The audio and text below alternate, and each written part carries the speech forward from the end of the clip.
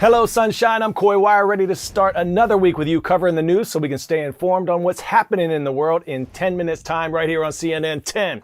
We're going to start today in communities in the Northeast United States where mosquitoes aren't just being your typical summertime nuisance.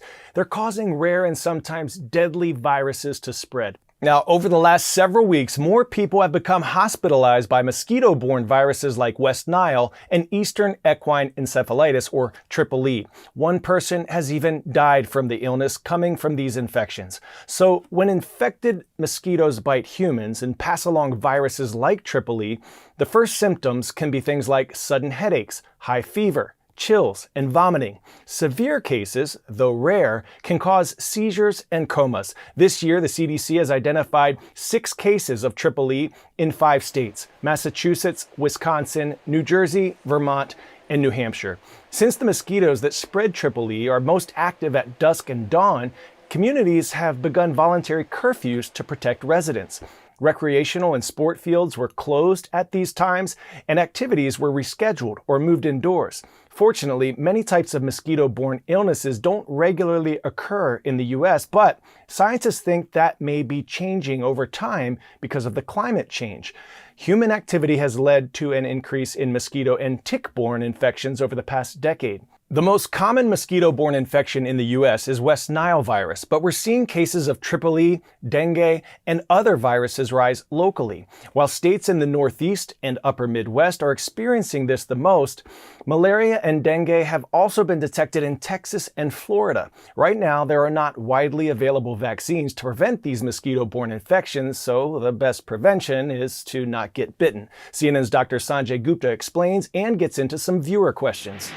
With some communities across the country now on high alert because of these reports of several mosquito-borne illnesses like Triple E and West Nile virus, we decided to ask all of you, our audience, what questions they had about mosquitoes. And many of you had questions, like John in San Francisco, who wrote this: I'm a mosquito magnet.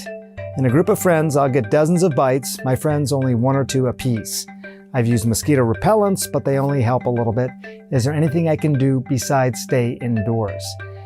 Well, John, why some of us are bitten more than others is an age-old question. What we're learning, it probably has a lot to do with your odor, and that doesn't mean necessarily bad odor, but rather a distinctive odor for a mosquito because of the chemicals they can sense. And candidly, there's not much you can do about that. But for everyone else, including you, keep in mind that mosquitoes are attracted to the carbon dioxide we breathe out. We sort of get this carbon dioxide bubble. So when you're breathing hard, for example, you're going to be more likely to attract mosquitoes.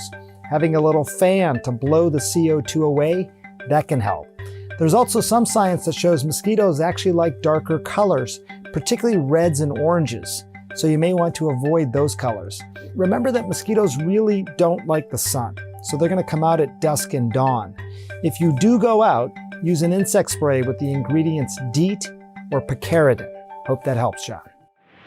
In coastal Southern California, residents in an affluent community are dealing with devastating landslides that are threatening their homes. 30 miles south of Los Angeles, Rancho Palos Verdes has seen active but slow-moving landslides since the 1950s, but they've recently sped up, partly thanks to record amounts of rain in Southern California over the last 2 years.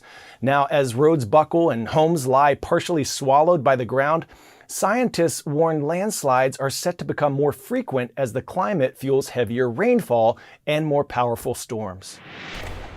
It's as if the earth is wiping away what's been built upon it. I'm no geologist, but when you see the road turning into a roller coaster, you know something's wrong. Here in Rancho Palos Verdes, an affluent community coveted for its expansive Pacific Ocean vistas, the land is sliding dangerously. This is unprecedented. No one knows really, in a way, what to do. While the land has always slowly shifted here, local leaders say it's accelerated tremendously. Unbelievable. In the last 4 months, it's constant. I mean, it's just, what do you do? We're sitting here on a keg of dynamite, and we can't go repair anything because the ground continues to move. So much so, some residents had their natural gas service discontinued in July, with more shutoffs recently added. Then, in the last week, more than 200 homes had their power cut indefinitely as the shifting ground threatens utility lines. On August 29th, the fire that occurred near Narcissa Drive, the land movement caused a power line to fall to the ground and ignite a small fire. That fire was quickly extinguished, officials say, but the incident exposed the threat posed to basic infrastructure, including water and sewer lines. We are dealing with incomprehensible amounts of earth with unimaginable movement, pulling our infrastructure in ways that it is not designed or intended to move or resist this level of dynamic activity. Allowing officials to funnel resources toward the emergency response, Governor Gavin Newsom declared a state of emergency in the city this week, noting the land movement accelerated significantly following the 2023 and 24 severe storm events, with the land now sliding at an average of 9 to 12 inches per week. I think we're all learning that there is no playbook for an emergency like this one. 10-second trivia. What is believed to be the most expensive object ever built? Shanghai Tower, International Space Station, Notre Dame Cathedral, Hong Kong International Airport. At a total cost of more than $100 billion, the ISS holds the record for most expensive object in history. After what was supposed to be an 8-day trip, the Boeing Starliner capsule is finally home from the International Space Station. Nearly 3 months later, the spacecraft experienced thruster issues when delivering 2 NASA astronauts, Butch Wilmore and Suni Williams, to the space station in June. It returned to Earth without them on board. Now, NASA and Boeing have to start working on the issues that came up during the test flight before the space agency can deem it ready to carry out routine trips to the ISS.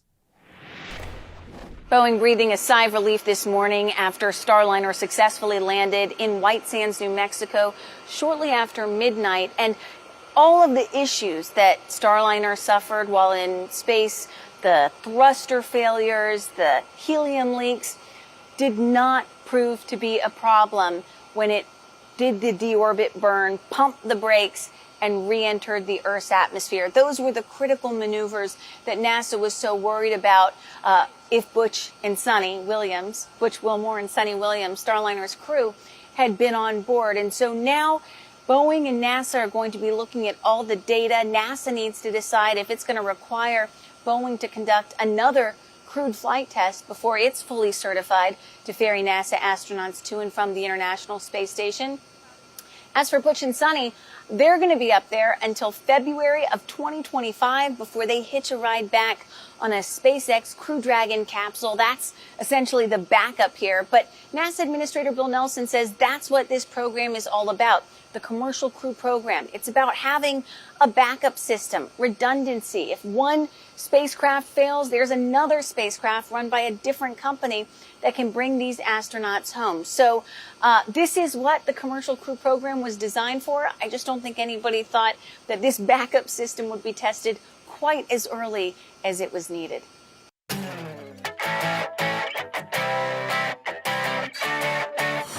Today's story getting a 10 out of 10. Home Sweet 3D printed home. This house was built by a 3D printer in less than a week. The builders had a grand floor plan to turn a 3-inch model into a 1,500 square foot crib that has 3 bedrooms and 2 bathrooms. Talk about a model home. It uses a special kind of concrete made for the printing process, which makes the house tornado and fire resistant. Now that is raising the roof of expectations. Our shout out today goes to Pretty Prairie High School in Pretty Prairie, Kansas, home of the Bulldogs. We see you. Fun fact, I was today years old when I learned Kansas is the sunflower state. Great climate for growing and harvesting them and utilizing the seeds and oils. All right, I got a bolt, but I'll leave you with a quote from Mary Shelley, the early 1800s novelist who wrote Frankenstein. The beginning is always today. Make it an awesome one, y'all, and we'll do it again tomorrow right here on CNN 10.